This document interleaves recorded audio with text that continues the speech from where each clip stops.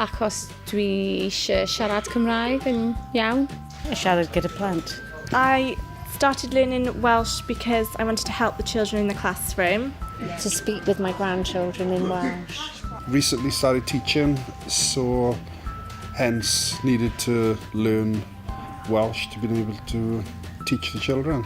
Roedd fy nhad yn trigol yn Gymraeg ac aeth fy mlant I ysgol gyfyn Gwynlliw. Keeps the brain active, yeah.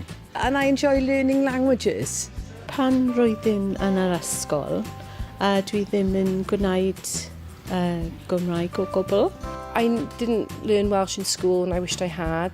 I'm very patriotic about being Welsh. It was to refresh really what I've learnt in the past. Mae'n hwyl a dyn ni'n gwneud llawer o ffrindiau i'r dosbarth.